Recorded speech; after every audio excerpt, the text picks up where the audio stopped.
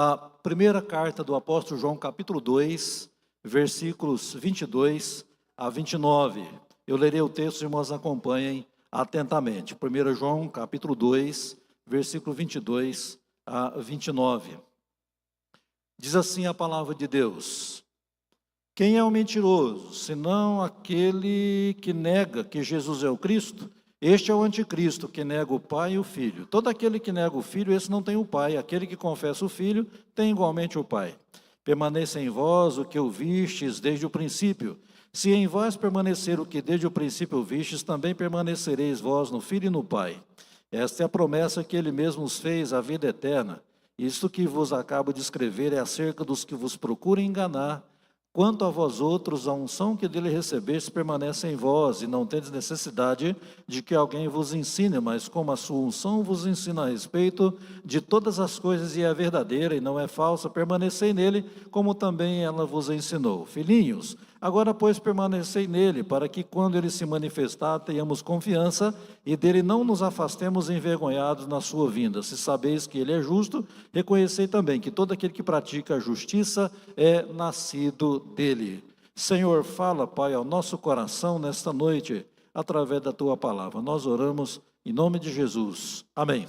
Na mensagem anterior, nós meditamos nos versos 18 a 21 desse capítulo 2 da primeira carta do apóstolo João, com o tema cristianismo e anticristianismo, que são opostos que não se atraem. Nós vimos na ocasião 4 aspectos desse tema para a nossa reflexão. Primeiro, nós vimos a questão da realidade da última hora, nos versos 18. Depois nós vimos a operação do anticristo no mundo, também conforme o versículo 18. E depois nós vimos a igreja do Senhor Jesus Cristo, que é um reduto de anticristos, conforme o versículo 19, e depois, por último, a proteção da igreja contra os anticristos, conforme o versículo 20 e 21.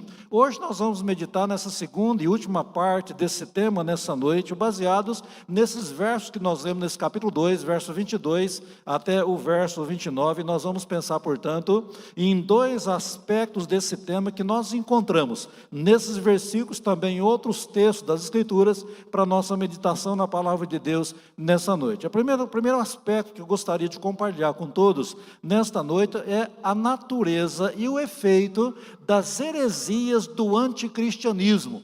Verso 22 e 23 diz o texto: quem é o mentiroso, senão aquele que nega que Jesus é o Cristo? Este é o anticristo, que nega o Pai e o Filho. Todo aquele que nega o Filho, esse não tem o Pai. Aquele que confessa o Filho tem igualmente o Pai. Aqui nesse texto, o apóstolo João destaca para nós 2 questões importantes a respeito das heresias. E a primeira questão que o apóstolo João coloca para nós aqui é que a maior das heresias é a mentira a respeito da messianidade do Senhor Jesus Cristo.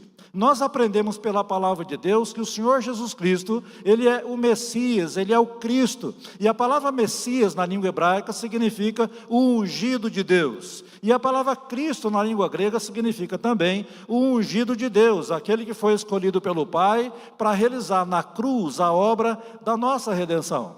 Mas naquele primeiro século da era cristã havia uma corrente filosófica herética chamada gnosticismo. E segundo os gnosticismo, Jesus era o Cristo e o Messias até o ponto dele ir para a cruz. Quando ele foi para a cruz, ele deixou de ser o Messias e deixou de ser Cristo. Tanto é que eles usam aquele texto do Evangelho de Mateus: Deus meu, por que me desamparaste? Alegando que naquele momento Jesus ficou isolado, como um mero ser humano, morreu naquela cruz. Então isso anula a obra da redenção, a obra da salvação, da expiação pelos nossos pecados através do Senhor Jesus. Então Jesus não morreu na cruz como um mero ser humano, simplesmente, mas ele morreu exatamente como Cristo.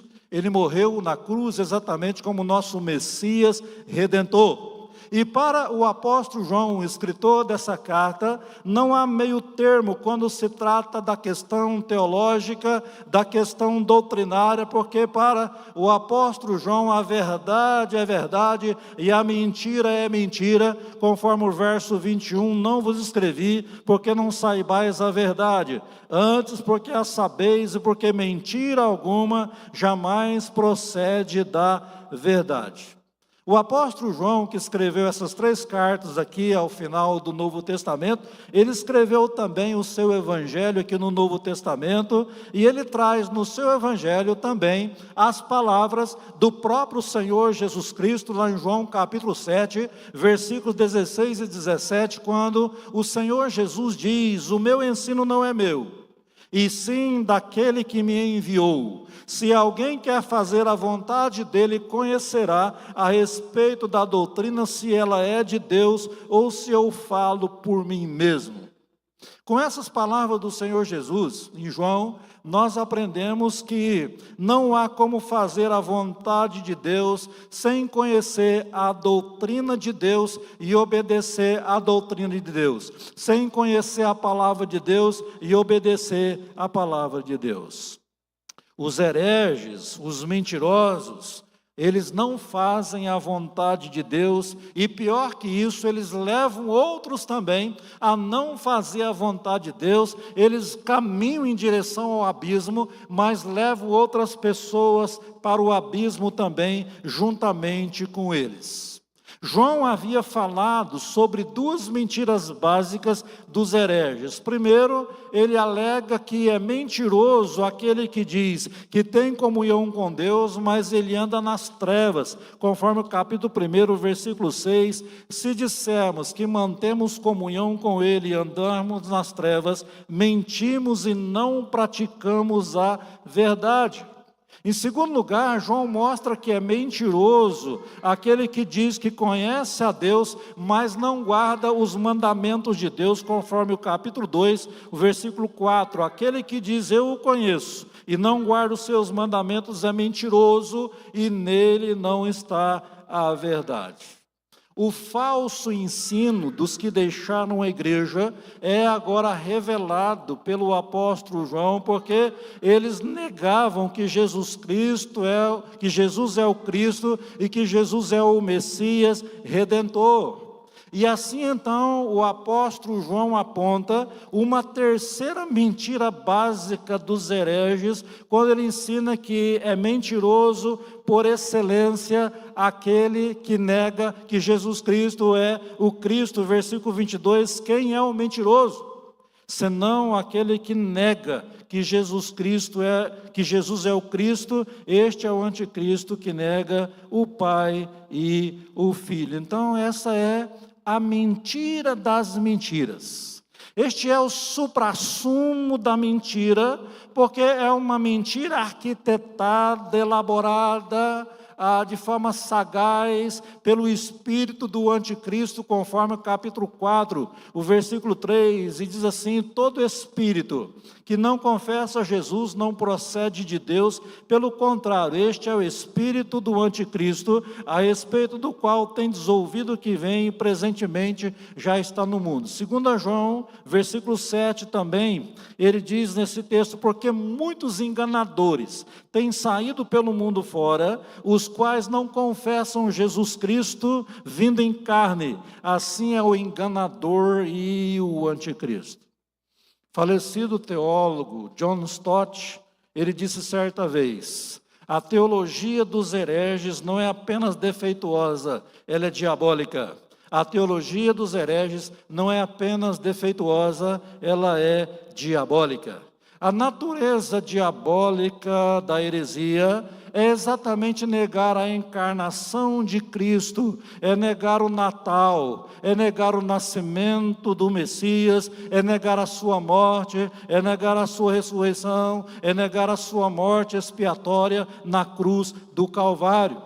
Então essa é a maior das mentiras, é negar que Jesus Cristo, Ele é o Messias Redentor. Mas o efeito da heresia, em segundo plano, é a consequente negação de Deus como Pai. Isso está no versículo 23, você pode acompanhar comigo: todo aquele que nega que Jesus é o Cristo, todo aquele que nega o Filho, esse não tem o Pai, e aquele que confessa o Filho tem igualmente o Pai. Então, o nosso relacionamento com o Pai Celestial precisa passar necessariamente pelo seu Filho Jesus Cristo. Porque somente o Filho Jesus Cristo é quem pode revelar o Pai aos pecadores. Isso está claro no Evangelho de Mateus, no capítulo 11, no versículo 27, quando diz o texto, o Senhor Jesus mesmo dizendo: tudo me foi entregue por meu Pai. Ninguém conhece o Filho senão o Pai, e ninguém conhece o Pai senão o Filho, e aquele a quem o Filho quiser revelar. Em João capítulo 1, verso 18 também, o texto diz assim: ninguém jamais viu a Deus. O Deus unigênito que está no seio do Pai é quem o revelou. E Jesus deixou bem claro também, em João 14,6, Evangelho: eu sou o caminho e a verdade e a vida, e ninguém vem ao Pai senão por mim. E quando Paulo escreve a Timóteo, a primeira carta, capítulo 2, verso 5, Paulo diz também a Timóteo: porque há um só mediador entre Deus e os homens, Jesus Cristo, homem. E lá no Evangelho de João também, no capítulo 14, verso 9, Jesus diz assim: quem me vê a mim, vê o Pai. Então, negar a Jesus é estar separado de Deus, é estar separado do Pai, porque a nossa comunhão com Deus depende totalmente do Senhor Jesus Cristo. Então nós entendemos com isso que a invocação de falsos deuses, a invocação dos ídolos, das imagens de escultura, é pura perda de tempo na vida do ser humano pecador, é tudo vão, porque essas coisas não levam ninguém a Deus, pelo contrário, mantém as pessoas separadas de Deus, e exatamente essas coisas que durante a história já levaram bilhões e bilhões de pessoas para o inferno.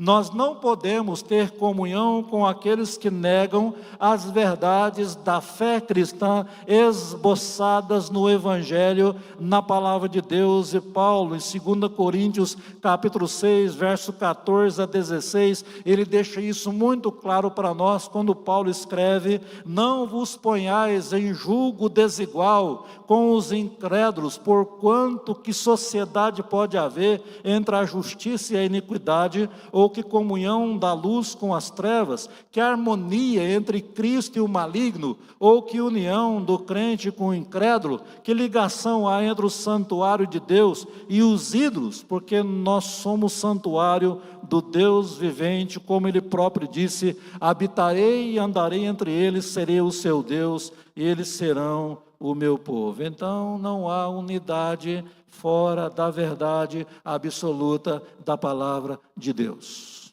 Não há uma união, uma comunhão plena com Deus sem a verdade absoluta da palavra de Deus.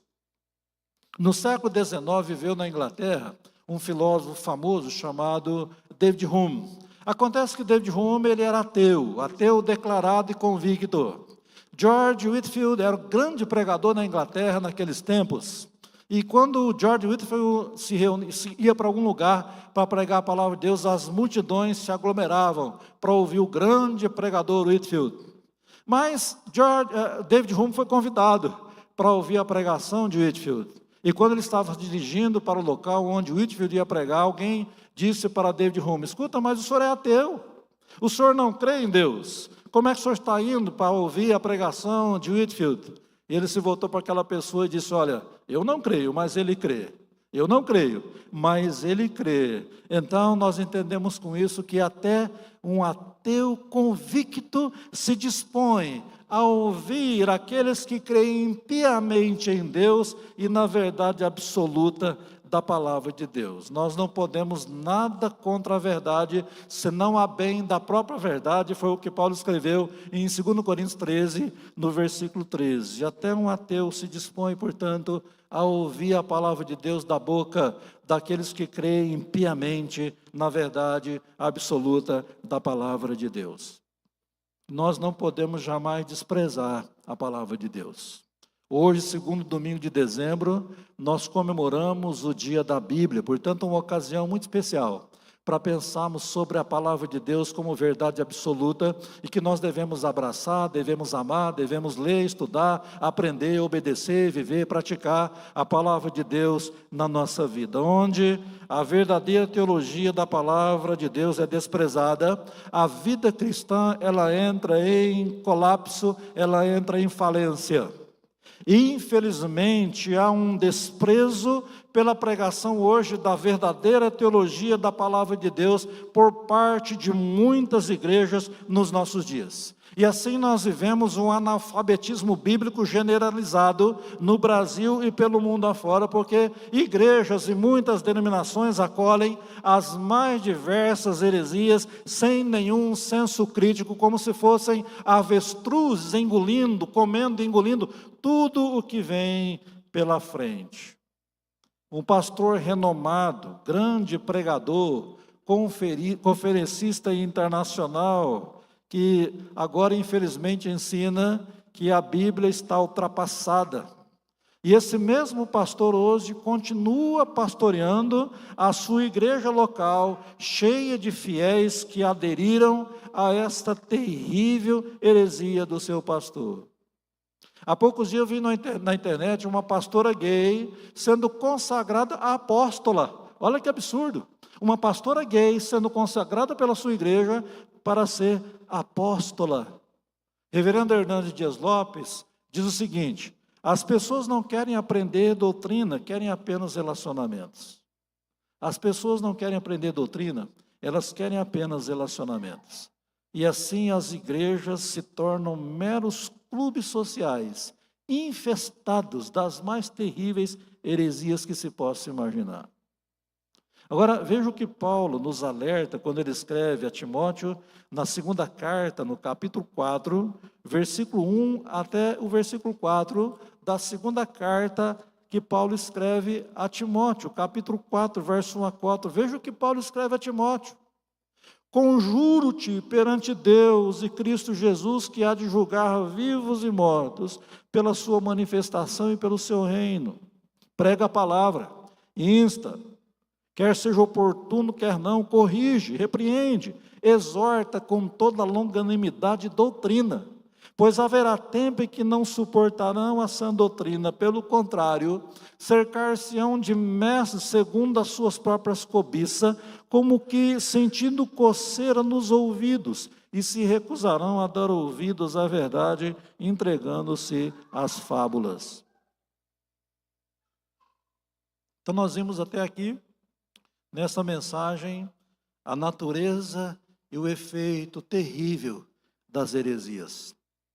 Mas em segundo plano e último plano, devemos pensar na proteção que nós devemos ter contra as heresias. Isso está claro quando João escreve aqui versículo 24 a 29. E nesses versos nós entendemos pelo apóstolo João que duas coisas devem permanecer na vida dos crentes verdadeiros. Primeiro, deve permanecer a palavra de Deus. Versículo 24, permaneça em vós o que ouvistes desde o princípio. Se em vós permanecer o que desde o princípio ouvistes, também permanecerei em vós no Filho e no Pai. Deve permanecer a palavra de Deus no nosso coração. Segundo, deve permanecer a unção do Espírito Santo, conforme o verso 27, quanto a vós outros, a unção que dele recebestes, permanece em vós. E não tendes necessidade que alguém vos ensine, mas como a sua unção vos ensina, a respeito de todas as coisas, e é verdadeira e não é falsa, permanecei nele, como também ela vos ensinou.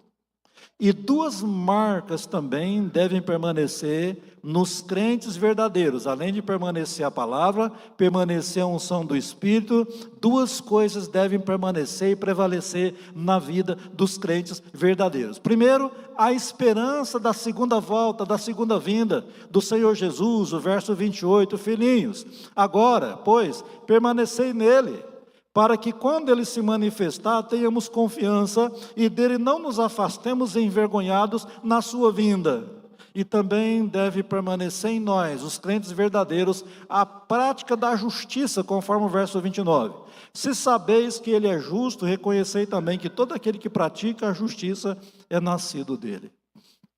E assim, então, o texto nos convida a pensar com carinho nesses 4 pontos de natureza doutrinária teológica fundamentais para a nossa vida cristã. Primeiro, nós devemos permanecer no antigo evangelho. Verso 26, isto que vos acabo de escrever é acerca dos que vos procuram enganar. Quanto a vós outros,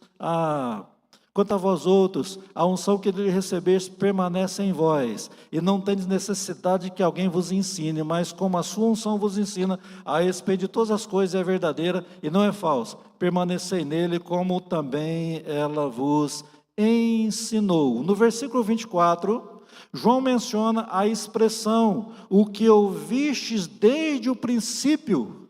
Cada geração no seu princípio ouve o mesmo evangelho.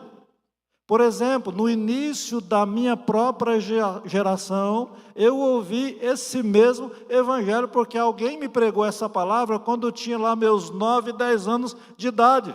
Foi a primeira vez que eu ouvi falar do evangelho de maneira categórica e objetiva, no princípio da minha geração.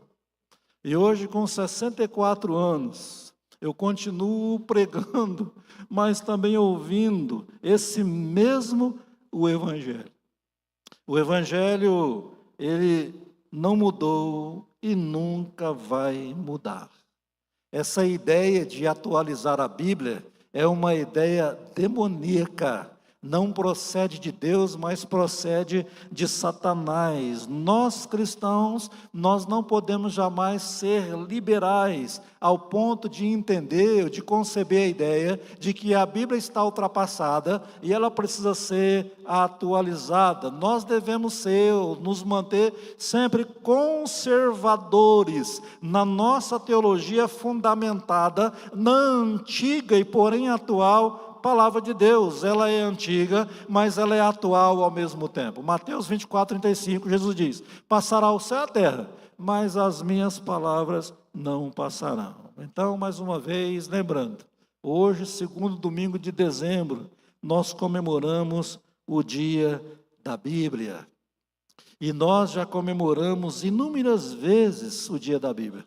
E nós vamos continuar comemorando o dia da mesma Bíblia. Hoje nós comemoramos o dia dessa Bíblia, e daqui a um ano, se Deus nos permitir estar vivos, nós vamos comemorar o dia dessa mesma Bíblia, que nós estamos ouvindo ela falar no nosso coração nessa noite. Veja o que a palavra de Deus diz, 1 Pedro capítulo 1, verso 23 a 25 de 1 Pedro, veja o que a palavra de Deus diz nesse texto para nós: pois fostes regenerados, não de semente corruptível, mas de incorruptível, mediante a palavra de Deus, a qual vive e é permanente, pois toda a carne é como a erva, e toda a sua glória como a flor da erva. Seca-se a erva e cai a sua flor. A palavra do Senhor, porém, permanece eternamente. Esta é a palavra que vos foi evangelizada.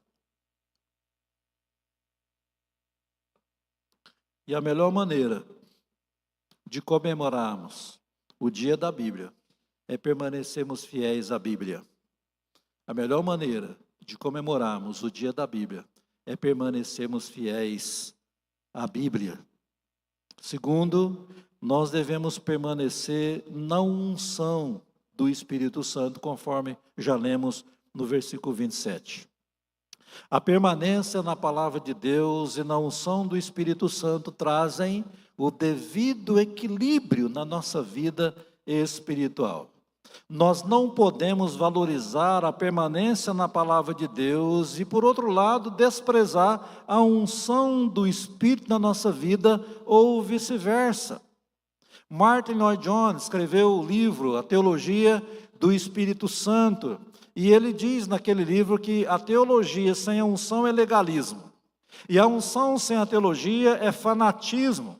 Uns honram a palavra, mas negligenciam o Espírito Santo de Deus, não se preocupam em se encher do Espírito Santo de Deus. Gálatas capítulo 5, verso 22 e 23, mas o fruto do Espírito é amor, paz, alegria, a longanimidade, benignidade, fidelidade, mansidão, domínio próprio. Contra essas coisas não há lei. Então nós temos que buscar o enchimento do Espírito, sermos cheios dessas 9 virtudes do Espírito Santo de Deus na nossa vida, além do conhecimento e da obediência à palavra de Deus, porque outros honram o Espírito Santo, mas desprezam a palavra de Deus. Nós precisamos sempre lembrar, meus amados irmãos, que o Espírito Santo de Deus não age desvinculado da palavra, ele não age desassociado da palavra. Martin Lloyd Jones diz que o Espírito Santo, ou seja, a palavra de Deus é a gramática do Espírito Santo. A palavra de Deus é a gramática do Espírito Santo. Nós só podemos entender o Espírito através da palavra. Nós só podemos entender Deus através da palavra de Deus. Então nós precisamos nos encher do Espírito Santo de Deus, mas também nos encher cada dia mais da palavra de Deus. E nós, lá em Mateus 22, 29, Jesus diz assim: errais, não conhecendo as Escrituras e nem o poder de Deus. E lá em João 5,39, Jesus diz: examinai as Escrituras, porque julgais ter nelas a vida eterna, e são elas mesmas que testificam de mim. Em 1 Timóteo capítulo 4, verso 12, quando Paulo escreve a Timóteo, diz: ninguém despreza a tua mocidade, pelo contrário, torna-te padrão dos fiéis, na palavra, no procedimento, na fé, na pureza. Verso 13, até a minha chegada, aplica-te à leitura, à exortação, ao ensino. Verso 16, tem cuidado de ti mesmo, da doutrina, porque fazendo assim, salvarás tanto a ti mesmo, como aos teus ouvintes. E tantos outros textos mais que caminham nessa mesma direção. O cuidado que nós devemos ter com a palavra de Deus e com a sã doutrina da palavra de Deus. E sim, nós devemos rejeitar todo tipo de ensino e de experiência que contraria a palavra de Deus, que não procedem do Espírito Santo de Deus, mas procedem de espíritos enganadores. Mas em terceiro lugar, devemos permanecer em Cristo e estarmos preparados para a volta de Cristo. Verso 28 diz: filhinhos, agora permanecei nele, para que quando ele se manifestar, tenhamos confiança e dele não nos afastemos envergonhados na sua vinda. É interessante que esses 2 últimos versículos desse capítulo 2, eles formam uma ponte entre o capítulo 2 e o capítulo 3, porque o versículo 28 é um sumário, é um resumo do capítulo 2, o versículo 29 é um prelúdio do capítulo 3, e assim o apóstolo João nos ensina que o verdadeiro crente é aquele que, ao invés de ser enganado pelos anticristos, pelos hereges dessa vida, eles se preparam para a segunda vinda do Senhor Jesus Cristo. E na segunda vinda do Senhor Jesus Cristo, os homens terão 2 reações, eles reagirão de 2 formas. Uns terão confiança, estarão seguros, de cabeça erguida, contemplando a volta do Senhor Jesus, sem nenhum pecado, sem nenhum peso de consciência, sem nenhum peso de culpa na consciência, porque estarão seguros, convictos de que estão preparados para encontrar com o Senhor Jesus. Mas, por outro lado, outros ficarão envergonhados, profundamente envergonhados, porque desprezaram a Deus, desprezaram a verdade da palavra de Deus e abraçaram as mentiras e as heresias de Satanás. Por isso ficarão frustrados, ficarão envergonhados. Mas os crentes verdadeiros, eles se alegrarão sobremaneira ao contemplar a vinda gloriosa do nosso Messias, do nosso Cristo, do nosso Redentor. Hebreus capítulo 9, verso 28, assim também Cristo, tendo se oferecido uma vez para sempre, para tirar os pecados de muitos, aparecerá segunda vez sem pecado, aos que o aguardam para a salvação. E é interessante que Jesus mesmo, Lá em Mateus, no capítulo 24, verso 30 e 31, ele traz a ele mesmo a descrição do que será a sua vinda gloriosa. Mateus 24, verso 30 e 31, então aparecerá no céu o sinal do Filho do Homem. Todos os povos da terra se lamentarão e verão o Filho do Homem vindo sobre as nuvens do céu com poder e muita glória. E ele enviará os seus anjos com um grande clangor de trombeta, os quais reunirão os seus escolhidos dos quatro ventos, de uma a outra extremidade dos céus. Mas em quarto lugar e último, nós devemos praticar a justiça como prova de que nós nascemos de novo em Cristo Jesus. O verso 29, finalizando esse capítulo, diz: se sabeis que Ele é justo, reconhecei também que todo aquele que pratica a justiça é nascido dele. Meus irmãos, a única maneira de aguardar a segunda vinda de Cristo deve ser exatamente vivendo como Ele viveu. Uma vida de plena justiça e de plena integridade. Aqueles que professam a fé em Cristo, mas não vivem em obediência a Deus, eles estão enganados e vivem enganando. Estes, portanto, não se encontram nas fileiras de Cristo, pelo contrário, se encontram nas fileiras do anticristo, e assim serão então envergonhados na segunda vinda de Jesus. Mas antes de finalizar essa mensagem, quero fazer algumas aplicações práticas para a nossa reflexão nessa noite. Primeiro, seu coração e a sua mente estão cheios da sã doutrina do cristianismo ou das heresias do anticristianismo? Seu coração está cheio, seu coração e sua mente estão cheios da sã doutrina da palavra de Deus ou das heresias do anticristianismo? Você crê na verdade de Deus ou na mentira de Satanás? O que você pensa hoje, o que você crê hoje, está te levando para onde na eternidade? Para o céu ou para o inferno? Quero dizer para você, abra mão de toda mentira, de toda heresia que você tem ouvido. Tudo aquilo que traz coceiro no seu ouvido, mas é mentira do diabo. Que você abra mão disso, que você abrace a verdade absoluta da palavra de Deus. Segunda aplicação. Quem é Jesus Cristo para você? Quem é Jesus Cristo para você? Um mero personagem histórico? Um herói? Um mártir? Um defensor da causa dos fracos e oprimidos? Então, que Jesus seja para você o verdadeiro Cristo.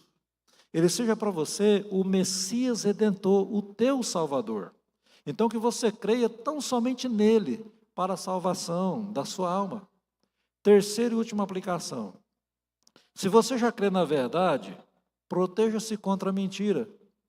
Se você já crê na verdade, proteja-se contra as heresias desse mundo, porque elas estão por aí sendo propagadas, divulgadas pelo Brasil e pelo mundo afora.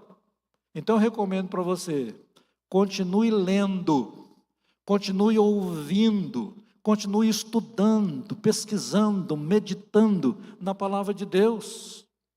Busque a plenitude do Espírito Santo, a unção do Espírito Santo na sua vida e permaneça na palavra de Deus e na unção do Espírito Santo.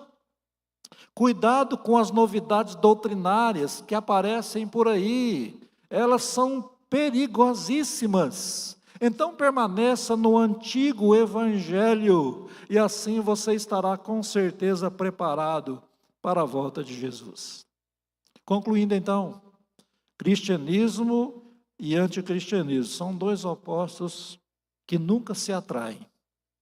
Primeiro, nós vimos a natureza e o efeito das heresias. E a maior das heresias é a mentira sobre a messianidade de Jesus. Jesus é o Cristo, Jesus é o Messias Redentor. Segundo, o efeito da heresia é a consequente negação do Deus Pai.